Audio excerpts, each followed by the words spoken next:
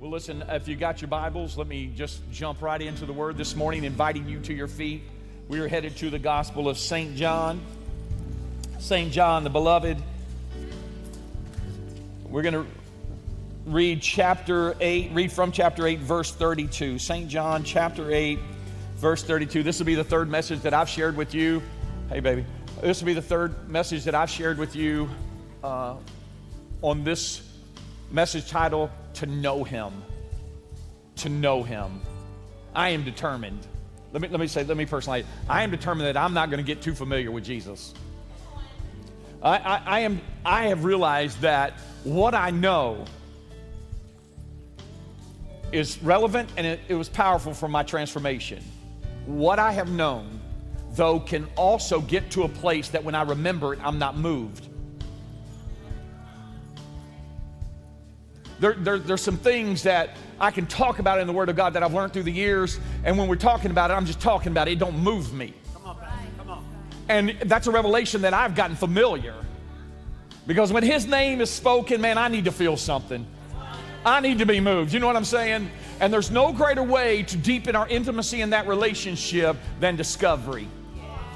Discovery. Learning something new, moving us. In the tabernacle, I'll read and I'll let you sit. I only got one verse. In the tabernacle in the Old Testament, there was 12 loaves of bread. 12 loaves of bread. And they changed them out weekly. That bread represents revelation. That's what the revelation of God's kingdom, 12 loaves, kingdom, the revelation of God's kingdom. And every week, the priest would eat that bread that had been soaking in His presence. And when they eat that bread, guess what? There were 12 new loaves put on the table. And I'm just saying, I want to be a community that eats the bread every week, and I need some fresh bread. Anybody know what I'm talking about? So here we are. St. John 8, verse 32, it says this, "And you shall know the truth, and the truth shall make you free." Yes. Anybody ever been made to do something? Anybody ever made your kids do something? Here's what he's saying. When you experience this truth, it will force you into freedom. It will make you free. Yeah. Come on, Pastor. It sounds like they got it over here. I don't know about you over here. But when you experience the truth, you don't have a choice to stay bound. It will make you. It will command. It will produce freedom. When you understand who you are, you can't keep acting like who you used to be. Oh, I feel the Lord in this place today. Father, thank you for your truth. Sanctify your truth. Your word is your truth. And may we, God, make some noise in this season in Jesus' name. And everybody said amen. Amen. Come on, as you get in your seat, look at somebody, tell them, say, make some noise. Make some noise. There's a time to be quiet and there's a time to say something. I said there's a time to be quiet and there's a time to say something. Last week we continued down this journey of just deepening a sense of understanding of these incredible types and shadows that are woven in the Old Testament. The writer of Hebrews in chapter 10 says the law is a shadow of things to come. When he's talking about the law, he's referring to the first 5 books of the Old Testament that contain 613 differing commandments. 613 commandments, and sometimes you'll read those and think they don't make any sense. They don't. I don't know why God. Why did God say don't eat pork? I love barbecue. Anybody love pork chops? Baby back ribs? You know what I'm saying. Pile it on. But in the Old Testament, one of those 613 commandments was don't eat pork. And we read that and we look at things like dietary laws and we're like, they don't make any sense to us. But they're shadows. Because in the New Testament, Jesus would talk about swine and pigs. And he says, don't be like a person that has the character and the nature of the pig who gets pulled out of the mire, cleaned up, and the next thing you do is run back to the pig pen. So abstaining from the pig is really saying I'm abstaining from that character. I'm not going to be like that. When he says, if you touch anything, go wash your hands and get outside if you touch anything dead, go wash your hands, stay outside the camp for 7 days. Why would he say that? Because when he gave that word, they had no understanding of bacteria. And if you touch something dead, you can get a bacteria and carry that back to your house. So he said, if you touch something dead, don't take chances, go wash in running water. Yeah. It had to be running water. Yeah. So it carried it away. And go get away from everybody and see if it manifests. If it does, then you're the only one sick. You sometimes when you read those, they don't make any sense, but God's brilliant. And he's just not giving commandments and giving these teachings in the Old Testament just for the sake of giving them. They have meaning. Everything has meaning. And the truth is, everything is about Jesus, period. What we've been trying to expose is this working of these 4 characters of Christ that we've identified in Numbers chapter 2, Ezekiel chapter 1, Revelation chapter 4, that we've called the lion, the ox, the man, and the eagle. And so we started out talking in the Gospel of John and the deity, the eagle of Christ, and we married that with the book of Genesis. In the beginning, we found a marriage between that, right? So John is teaching us about the deity of Christ, the eagle. Genesis is declaring the Word is God. Are you with me? Last week I told you that in Matthew's writing from the perspective of the lion, the kingship of Christ, really sets the tone in the genealogy as the seed of David, right? In the book of Exodus, it's the type of Moses who is leading the people out of Egypt towards the promised land, giving them the word to live by. This week I want to talk about the servant, which is the oxen, which is the gospel writer Mark's assignment, and it marries the greatest template for servanthood in the Old Testament, which is in the book of Leviticus, which is the priesthood. Amen? So we're gonna dive through that. I hope you're taking notes today. If you're not, you should. Amen? So let me begin by just exposing a little bit about who this guy Mark is, that we've grown to love his writings and teachings. I told you that there's 2 apostles that have written 2 of the 4 gospels, and then there's 2 other individuals who weren't part of Jesus' 12. Mark is one of those. We get our first insight to Mark's proximity to the ministry of Jesus in Mark chapter 14, verse 51 and 52, when it's described like this. Mark not identifying himself bluntly, but historically it's understood that there was a certain man that was following him, having a linen cloth thrown around his naked body. It's as if something's been stirred up and Mark has ran out of the house and all he'd grabbed was a towel. And it goes on to say, and the young men laid hold of him. The young men in this context is those that have come to arrest Jesus. Mark has heard the commotion. He's ran down. He lives in Jerusalem. He's ran down the street. He sees the going on. He gets in proximity, and there's a kerfuffle that starts. And so Mark flees. Notice what it says. And they laid hold of him, and he left the linen cloth, and he fled from them naked. He lost his towel. This is Mark, who has proximity to the ministry of Christ. His home was in Jerusalem. Acts 12:12, it says this. So when he had considered this, he came to the house of Mary, the mother of John, whose surname was Mark. He's called John Mark sometimes, whose surname was Mark, where many gathered together praying. John's family, his mom's Mary, doesn't tell who his father is, most likely he's John, lives in the city of Jerusalem. This house church was like a great connect group where they gathered together for a time of prayer. Could this be the house where the upper room was? Quite possibly, it doesn't say. But it was a house for sure that prayer was made to be won. You even find when Peter's getting out of jail, where does Peter go? He goes to the house because prayer has been taking place. And so Mark has proximity to all the workings of the ministry of Christ as it's being exploited in the gospel or the book of Acts. In verse 25, it says this, and Barnabas and Saul returned from Jerusalem, where they had fulfilled their ministry, and they also took with them John, whose surname was Mark. Mark amazingly had the opportunity to travel with the Apostle Paul and Barnabas on this first missionary journey. Apparently something happens along their time on the road. I don't know whether it's the hostilities or if he's just homesick, but he returns to Jerusalem. Paul didn't like it at all, by the way. So when they're leaving again on another missionary journey, Barnabas is soliciting Mark to go, and Paul's like, he left last time, he ain't going this time. They got in a heated battle. I mean, it doesn't say they came to blows, but it's like they're right there ready to throw down on each other. And Paul and Barnabas have a breaking in their relationship at this point. And Mark continues with Barnabas, and Paul partners with Silas, and Paul and Silas's ministry just begins to explode. Some really great things.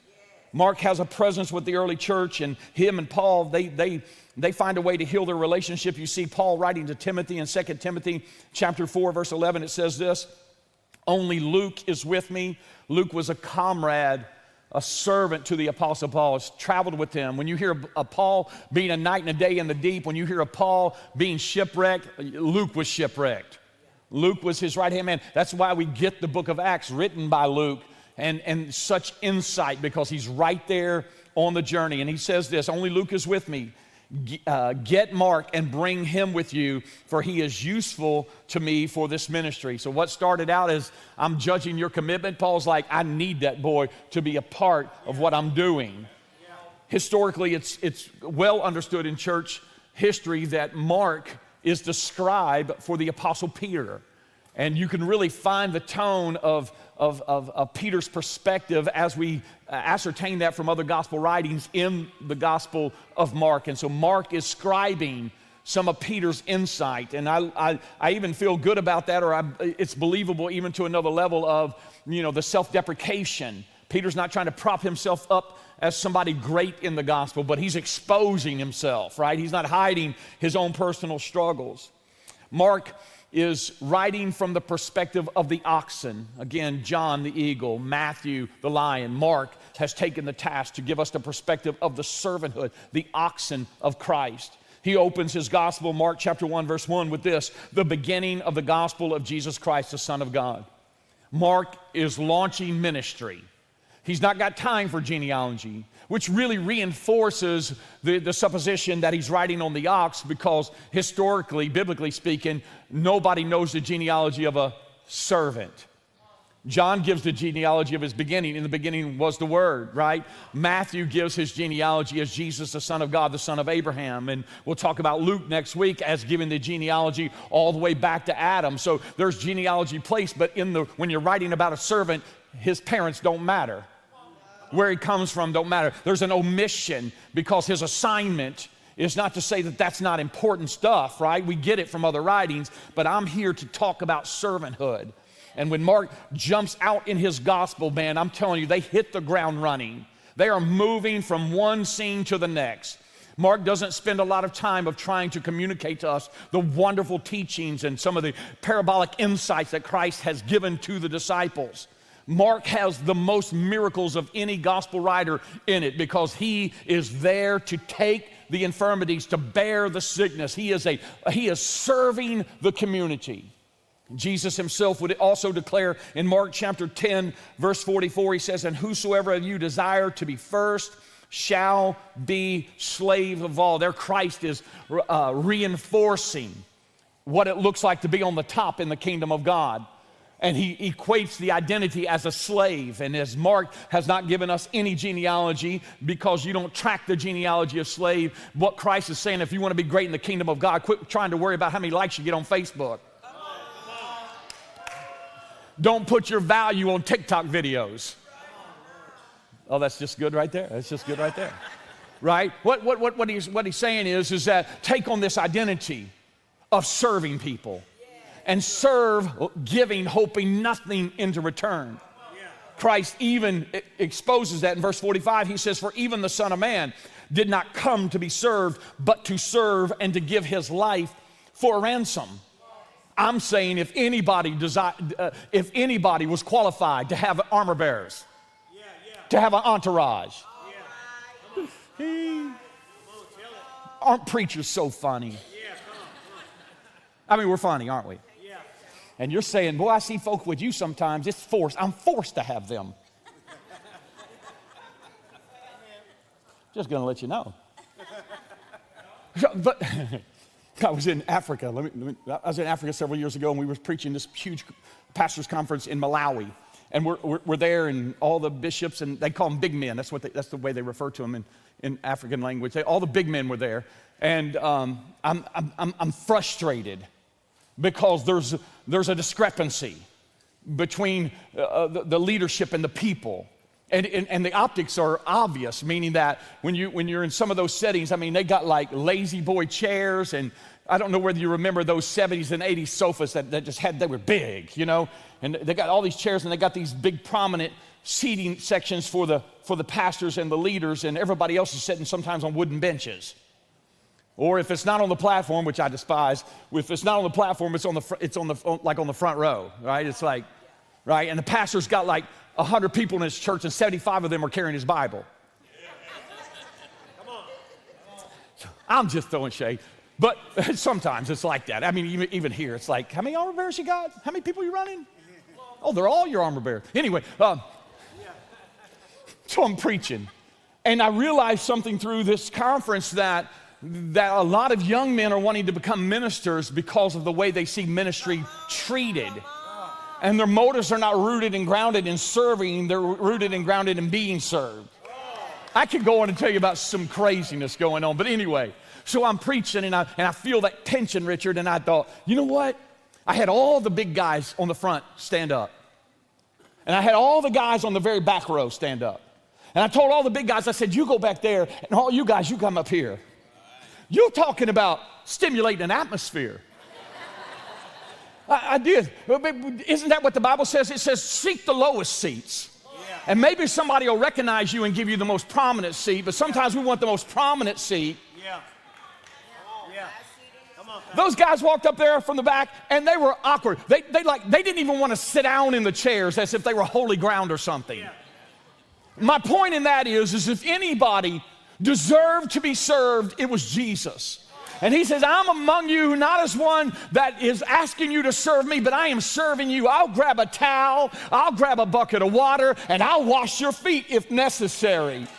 And in our culture, sometimes we forgot the oxen, which we are all called to serve in this kingdom. Look at somebody and say, you need to be serving.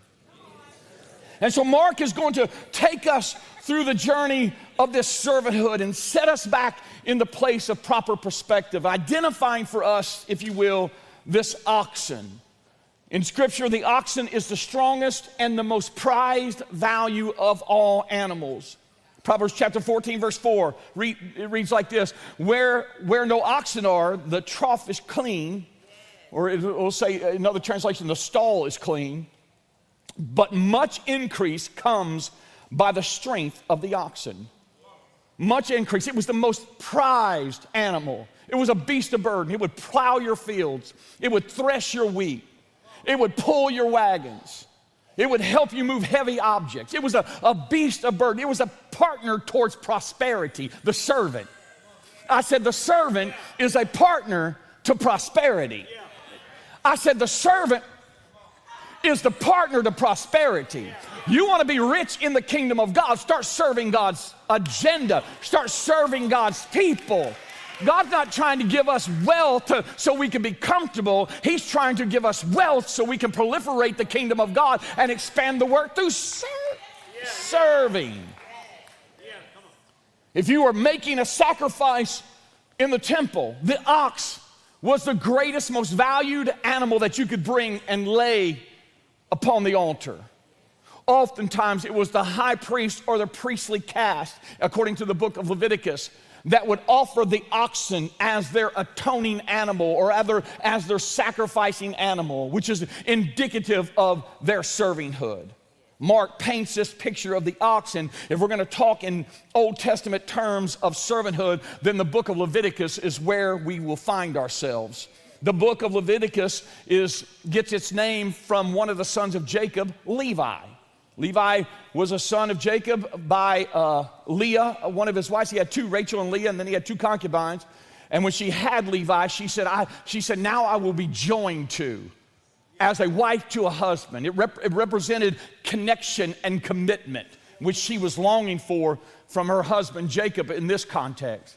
Levi becomes the book of Leviticus, which means this, basically the order of servanthood for the Levites.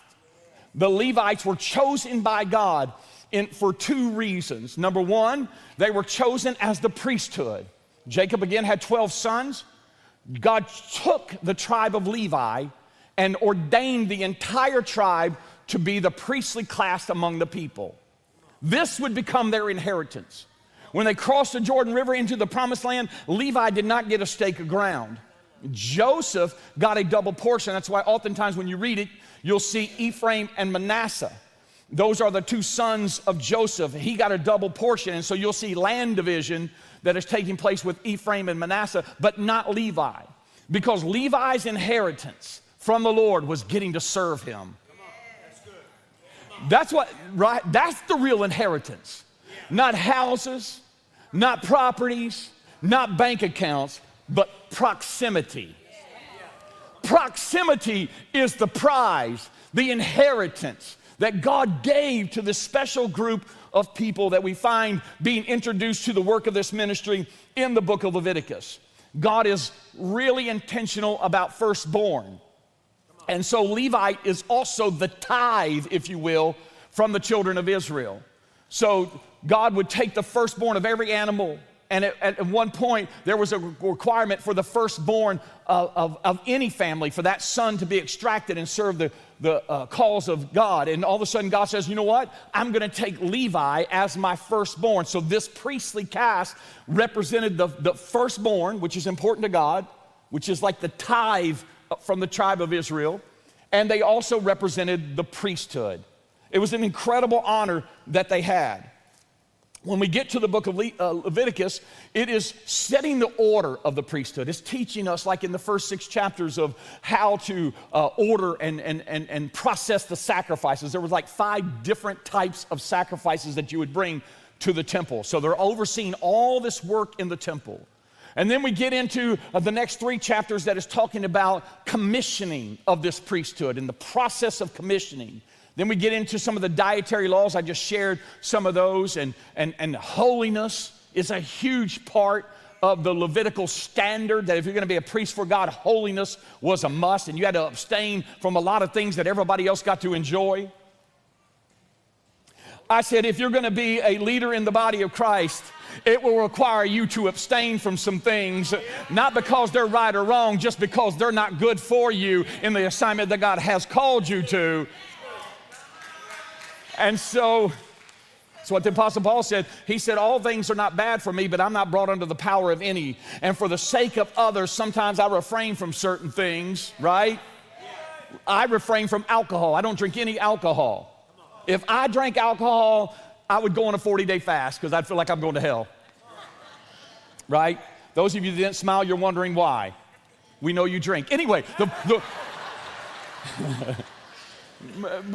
But I understand that alcohol can become a stumbling block to my witness, right? And it's not whether or not alcohol is good or bad. As a matter of fact, Jesus is clear. It's not the things that go in the body that defile the body. It's the things that come out of the body, right?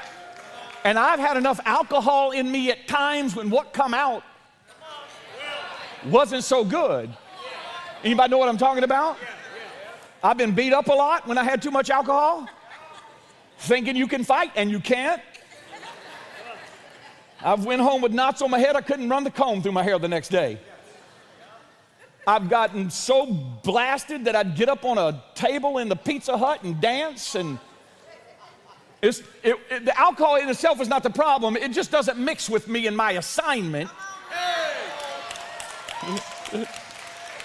And if you see me coming out of the package store with a 5th of Crown Royal, it was Jim Beam when I didn't have no money. Let me get off of that. I don't even know why I'm there. But there's a standard in the priesthood that Leviticus is establishing for us.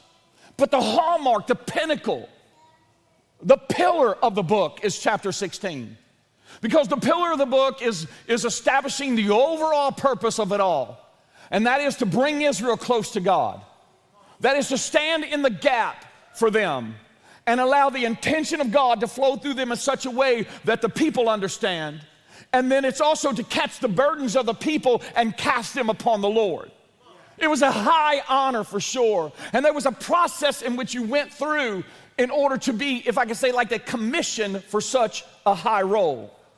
Right? Yeah. The first was the baptism The baptism was a part of commissioning. And so in Mark, he's laying out for us this servanthood of Christ, who is functioning as a revelation of what Leviticus is only a type and shadow of. I'm revisiting that just a moment for you. The Old Testament is Jesus concealed. The New Testament is Jesus revealed. Jesus told him in John's gospel, he says, if you believe Moses, you should believe me because he wrote about me. So everything that God is doing in those first 5 books, he's concealing a revelation of what Christ will be the fulfillment of. So when you see priesthood in the Old Testament, it's pointing to the priesthood ministry of Jesus. When you see high priest function in the Old Testament, it's pointing to the high priest and the profession of our faith in Christ. Christ is the fulfillment of what is type and shadow in the book of Leviticus. You tracking with me? Just like the hog thing I just explained to you. So Mark opens up his gospel with this commissioning in chapter 1, verse 9. It said, and it came to pass in those days that Jesus came from Nazareth of Galilee and was baptized by John in the Jordan. Now this just is not any old John. But here you have the oxen, right, being commissioned to his field. He had already been being trained. And now he's ready to start plowing fields. But before he starts working in the harvest field, he has to first be baptized. And so he'll go down to the Jordan River, and John will baptize him. When he comes out of the water, the heavens open, and the Bible says that the Holy Spirit clothes him. He, in essence, becomes clothed with the Holy Spirit. This is the same way in the Old Testament that the high priest would be commissioned as well. Let me give it to you like this. In Leviticus chapter 8, verse 6 through 9, it says, then Moses brought Aaron. Aaron is the first high priest in the Old Testament, the son of Levi. They're the sons of Levi, 4 generations down. Moses brought Aaron and his sons and washed them with water. This tabernacle had this huge courtyard, and then had a 2-room building in the midst of the courtyard that is actually called the tabernacle. In the courtyard, you had a brazen altar where sacrifice was made. You come away from the altar where sacrifice was made to what is called a bronze laver. The bronze laver was made with mirrors on it, the looking glasses of the women. And the priest would come to this laver, and he would take off his street clothes. And Moses, in this initial instance, would wash him. After that, Aaron would have the responsibility that anybody that came into the priesthood ministry, that they would come to this laver, take off their street clothes, and they would be washed, and then they would be dressed. And what they got dressed in was an indication of the ministry that they were now functioning in. So they come towards the presence of God one way, but they got changed when they got washed. Do I need to break that down for you? Do I need to break that down for you? If any man be in Christ, he is a new creation, right? Sometimes we get washed and we put our street clothes back on. And the design of God is to disrobe you, expose you, wash you, and forgive you, that you can stand in your nakedness unashamed because you've been cleansed, and then he'll clothe you, and the clothing is to identify you for the work of the ministry that he's called you to. God didn't save you to sit. He saved you to serve. And if you're still sitting and not serving, there's a problem. Hey. Join a team. I don't know what you're doing. Notice what he goes on to say. And he put verse 7, and he put the tunic on him, girded him with the sash, clothed him with the robe, put the ephod on him. He girded him with the intricately woven band of the ephod, and with it tied the ephod on him. Then he put the breastplate on him, and he put the Urim and the Thummim, that's interesting, in the breastplate. And he put on the turban on his head. Also the turban on its front, he put the golden plate that just said, holiness unto the Lord, right? Everywhere you went, holiness unto the Lord. You're representing. And the holy crown, as the Lord had commanded Moses. When the priest came, he got washed, and then he got dressed. And he would look something like this in his high priest regalia. So this is what the high priest would look like.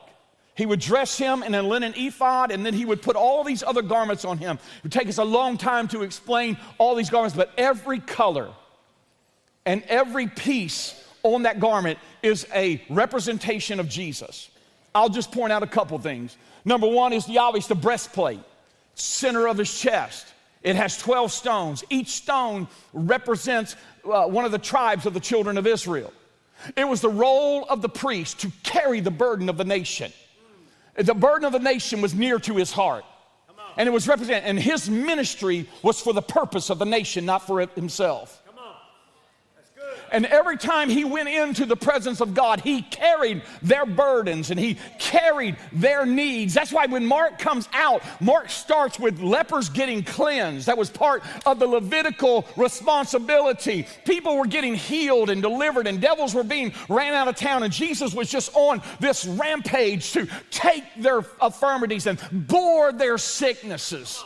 He was taking it upon himself. He was carrying that, because that's the role of the high priest. The role of the high priest is to take those things and carry them into the presence of God so that the response of heaven can come back and deal with the issues of the people. That's what he would do. And that's what Jesus was doing. He was carrying them. There's a pouch on the top. You can't see the pouch clearly, but there's a pouch on the top, and he said there was the Urim and the Thummim. These are two stones. These was the stones of petition. And what would happen is when you had a prayer request and you needed an answer concerning something, you would come to the priest and you would make your request known. And he would pull out these two stones, and there's a lot of historical commentary on them. I'll give you two that could possibly be it. One is that when you asked your question, he would pull the stones out, the high priest would, and he would roll them out, so to speak, before you, and one would shine, one would become bright, and whichever one brightened, it had like a yes or no written on it, an inscription written on it, and you would get your answer. And there was another thought that they would cast them like lots. They would just roll them out before the person that has made their petition, and God would answer them by the Urim and Thummim. He did this for decades and decades, right? So for you and I, when we come to our high priest, which is Jesus, right? He doesn't pull a Urim and Thummim out, right? But I can come to him and make my request known to him. And if I ask anything according to his name, right? So the high priest, here, let me help you here. The high priest functioned as the intercessor, right? Hebrews chapter 8 says that, or 7 says that Christ ever lives to make intercession for us as our high priest. So the petition from the people was to God. It was the high priest's role to bring the answer from God. He was the conduit to the people. Well, that's the same role of Christ. If I ask God anything in his name, then I know that he'll grant me my petition. So Christ has the answer. When I come to him, he's got the answer. Also, that's really good, but that's not where I'm going. Also, on the bottom of the hem, you see what is a bell and a pomegranate. A bell, a golden bell, and a pomegranate was on something that was made to look like a pomegranate. It wasn't the actual fruit. And it was all around the hem. There were 70 of them on the border of the hem. 70 represents the nations of the earth. There's 70. You go all the way back to chapter 10 of Genesis, and those 70 nations are listed. You can find out that Jacob's 70 souls goes down to Egypt, and God calls them out because God's not only bringing Israel out, but the nations out. Right? Jesus has his 12, but he sends the 70 two by two into all. It represents that this gospel is going to all the world. That's good stuff. I wish you would say something when I give you something good. I just wish you'd say something when you get something good. Right? I mean, you can't make this up. The bells and the pomegranates were on the hem, the border of this garment. And the role of the high priest was to come into the holy place. And when you came into the holy place, there was a lampstand and there was a table of showbread. The lampstand is the illumination of the Holy Spirit. There's 7 spirits, according to Revelations and according to Isaiah chapter 11, of the 7 attributes of the Holy Spirit, represented in the candlestick, because in this place, the Spirit is the only thing that gives illumination. And it was set it away, and the scripture reads, to cast light on what was called the table of showbread, or the bread of his presence. I said to you, the 12 loaves of bread represent the revelation of the kingdom of God by the number of 12. And it's the role of the Holy Spirit to bring revelation, illumination to the revelation of the kingdom. Come on now. And in front of those articles is what is called an altar of incense. This is the place where prayer was made to be won, right? And so the beautiful thing about it is that when I came in, that illumination, the Holy Spirit gave me the revelation of what God's assignment is, so I can grab a hold of the horns of the altar and I can make my request known unto God. And if I ask anything according to his will, I know that he hears me and he'll grant me my petitions. Are you hearing what I'm saying? If I ask anything contrary, then I ask amiss, because I'm only wanting to consume upon my flesh. On the other side of that altar of incense was a huge veil. And beyond that veil was the Ark of the Covenant that had the mercy seat on it. And on top of that mercy seat, there was 2 angels that were cast. The Ark, the box itself, represents the covenantal promises of God that men are called to carry to all the world. The lid is called the mercy seat. In the New Testament, there's another word for it called propitiation. It's where we get the word kippur in Hebrew. It means atonement, right? Atonement. So the mercy seat was the place atonement was made so the covenant could be carried. Come on. Okay, it's better for me than it is you. It's just, oh, I better get out of that lane. Let me come back. And so there's a representation of this high priest ministry, and when he's walking, he's making noise. You can tell he's doing ministry because a sound is coming out. Every time he steps into the will of God, because he's clothed in the suit of God, there is a sound that is coming out of his life that nobody around has to wonder. I can't see him, but I can hear him. And our lives should be very similar, right? We should not be living some quiet, sophisticated, hidden life. Are you hearing what I'm saying? But when we live in him, move in him, there ought to be a sound coming out of our lives. The pomegranate represents the 9 fruits of the Spirit in Galatians chapter 5. The bells represent the 9 gifts of the Spirit in 1 Corinthians chapter 12. Because when you move in him, your fruit should make your bells have noise to them. One of the fruit of the Spirit is love. One of the gifts of the Spirit is faith. Faith worketh by love. It's only love that gives sound to faith. Otherwise, it's a tinkling cymbal and a sound. You ain't got time for me today. We making noise. There ain't no fruit coming out of it. We're manufacturing something out of emotion, not out of spirit. Woo! Look at your neighbor and say, make some noise. Make some noise. And so the priest, when he moved, he had this sound that was coming out. Now, all these things are really setting Christ up. He's baptized. He comes to John. Like I said, not just an ordinary John. If your name's John, I'm sorry. But John, his father is Zacharias, who we're introduced to in the Gospel of Luke as serving his course in the secret place, the holy place, on behalf of the children of Israel. That role and responsibility was only given to the sons of Aaron. Other Levites had other responsibilities, but that level of intercession belonged to the sons of Aaron. And that's why when we're introduced to John's parents, Zechariah and Elizabeth, the scripture is clear that they come from Aaron. You say, why is that important?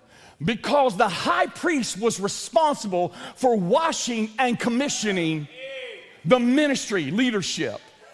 So the high priest, you would come to him, he would take you to that laver and wash. In Jerusalem, there was a political appointee named Caiaphas, and his son-in-law Ananias were running a dual scheme. I'm calling it that, a dual scheme. They're imposters in the seat of the high priest. So when Jesus was going to be commissioned into ministry, he didn't go to Jerusalem. He went to John, because John is of the seed of Aaron and has the authority in order to commission him, right? And once he commissions him, guess what they're going to do? They're going to cut the head off of John. It's an indication. Head represents authority in Scripture. He's a lifter up of my head. It represents authority. And what was saying is that old system has lost its authority. God has commissioned, he's commissioned a new high priest. It didn't say they just killed John, they took his head, they took his authority. The system is ending because God has a better covenant and a better plan. We're told specifically that Jesus begins his ministry at 30 years of age. Specifically, it's important. He couldn't start at 29. He couldn't start at 12. right? 30 years old. That's how old the priest had to be when he went to the laver to get his washing.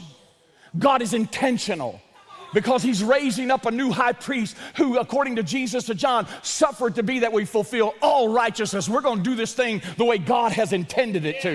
It was a shadow, but I'm here to bring the revelation of what has been hidden. And Christ is walking this servanthood out here in Mark's gospel. Not only is he washed for this service of ministry, but when we get to the Day of Atonement, he also must be anointed for the assignment. Anointed. There was this concoction of olive oil and other spices that were put together that were poured upon the head of the high priest. And it was at this point that he is now being commissioned for this entrance into the Holy of Holies. I was taught when I was coming up that on the Day of Atonement, the one day that the high priest could go into the Holy of Holies where the Ark of the Covenant was, that they would tie a rope around his leg. And if they didn't hear the sound coming off of the garment, they knew that he had died in the holy place because he apparently had sinned, and they would pull him back out of that by the rope. Anybody ever been taught that? Yes. It's wrong. There's no such thing. You say, why? It's because at this anointing level, when he got anointed, you didn't put on the priestly regalia of the traditional high priest day-to-day service. No, you put on just the tunic. You put up on a tunic. This was the way that the high priest was going to go into the holy place. And he had to be anointed specifically for this moment. And the Bible says in Mark chapter 14, verse 3, you can't make this up. Mark 14, verse 3, it says this, and being in Bethany at the house of Simon the leper, as he sat at the table, a woman came having an alabaster flask of very costly oil of spikenard. There it is. Then she broke the flask, here you go, and poured it on his head. There's other gospel accounts that talk about the feet, but not Mark, because Mark is anointing the servant for what he's about to do. And so Mary comes in with her spikenard, she pours it over his head, and they're upset that they feel like this has been wasted, and Jesus says, she has prepared me for my burial. I'll help you understand that in just a moment. So notice this in Leviticus chapter 8, verse 12 and 13 says, and he poured some of the oil on Aaron's head and anointed him to consecrate him. And then Moses brought Aaron's sons and put tunics on them and girded them with sashes and put hats on them as the Lord had commanded. In this context, we're getting linen tunics, and that's all we're having, because the high priest is about to make his highest level of intercession ever, and that is the Day of Atonement. And the Day of Atonement would play out like this. I'm going to preach it like I want to. The Day of Atonement I'm going to preach it accurately though. The Day of Atonement would play out like this. The high priest would be required to sacrifice an oxen because it was the highest value of sacrifice. It was an indication of servanthood being surrendered. And he would take that oxen and he would kill that ox, and then he would take the blood of the ox and he would go in his linen tunic into the holy place, or the Holy of Holies, and he would sprinkle the blood 7 times.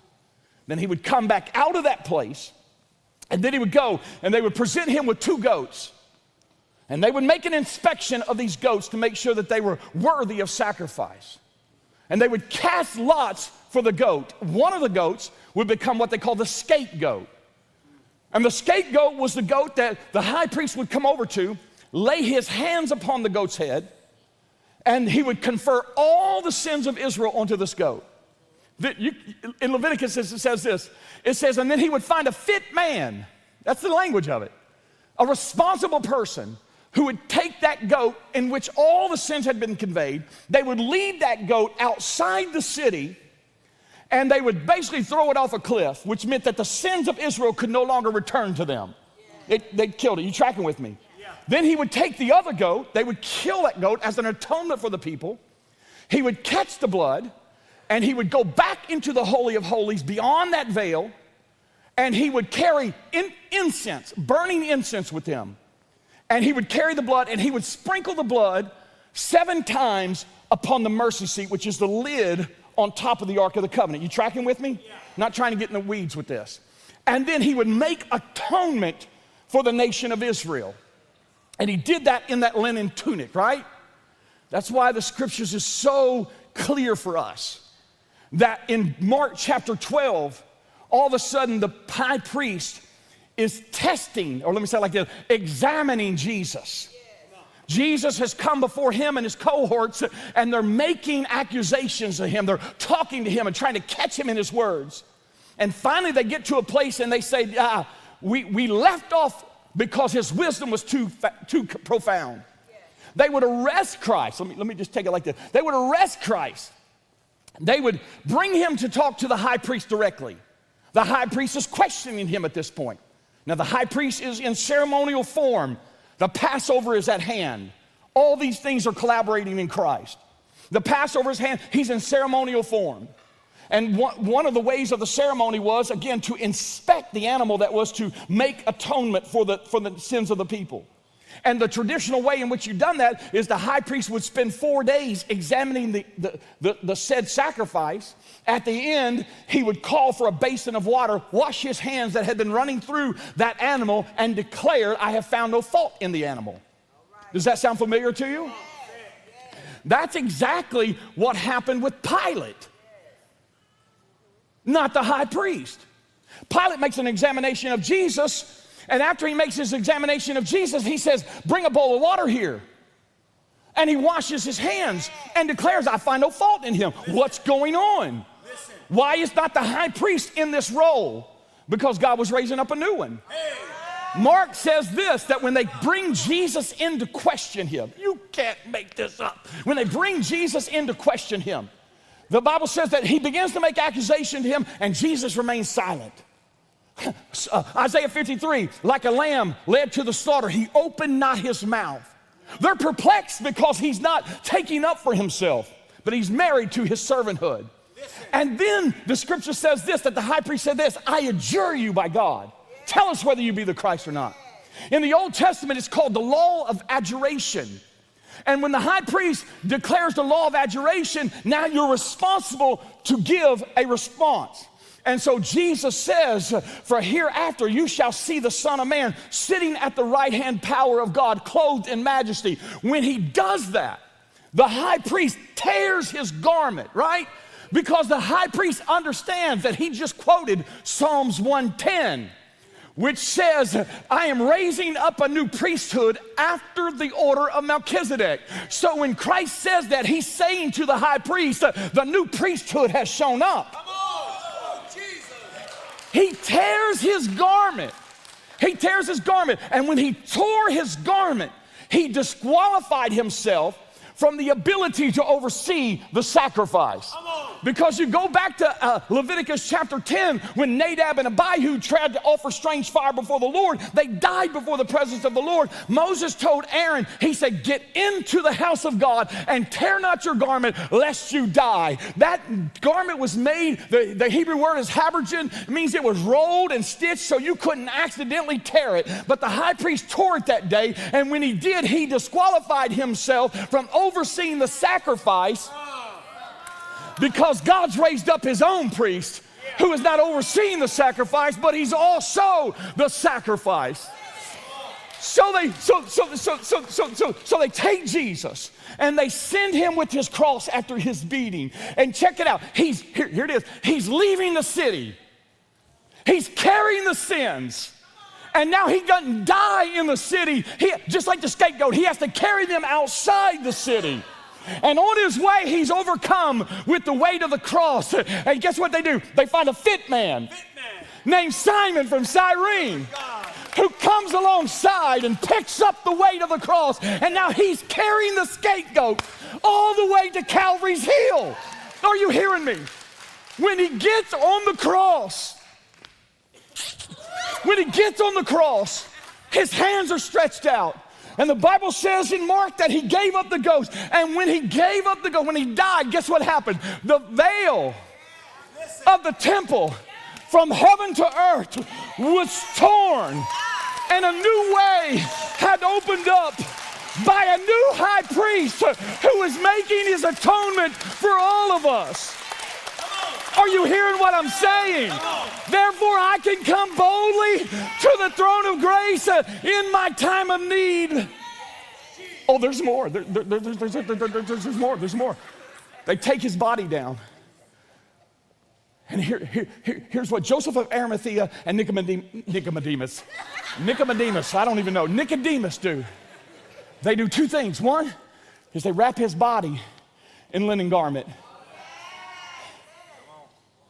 And then Nicodemus takes 100 pounds of incense and he carries it into the grave and he sets it. Because the real Holy of Holies is not something made with man's hands, if you will, but the grave is it. But because the grave is the place that we find the access back to the covenant for eternal life. So they take his linen wrapped body, because that's the only way the priest could go in. And he had to have incense, because that was his intercession. And he had to sprinkle the blood 7 times, because there's 2 hands and 2 feet and a side and a brow and a back.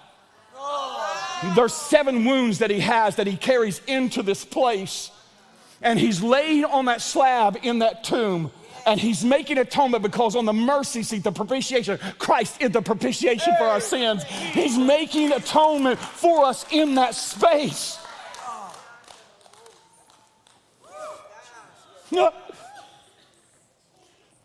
And then the disciples hear about the resurrection. Peter and John run down to the tomb. And when they came in, guess what they seen? They seen an angel at the head and an angel at the feet. Because the mercy seat lid had an angel here and an angel there.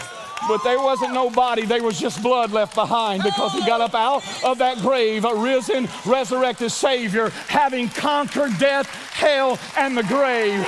You can't make that up, guys. I'm coming to tell you, we have a new high priest. The intention was God is to get to his presence, and God has made a way in Christ that we can come to him boldly and receive grace and mercy. Are you hearing what I'm saying? And you and I have been drafted in to the priesthood under him. Are you hearing me? There's one high priest, but there's all kinds of priests. And Peter said, we are a royal priesthood. And when you got saved, you got washed. Are you hearing me? And when you got the Holy Spirit, you got an anointing. And it's not yours.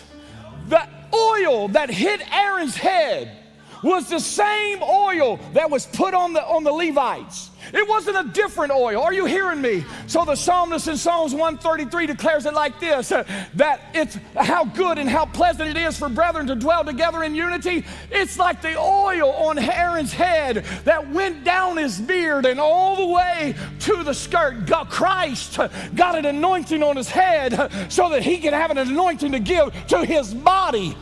Jesus.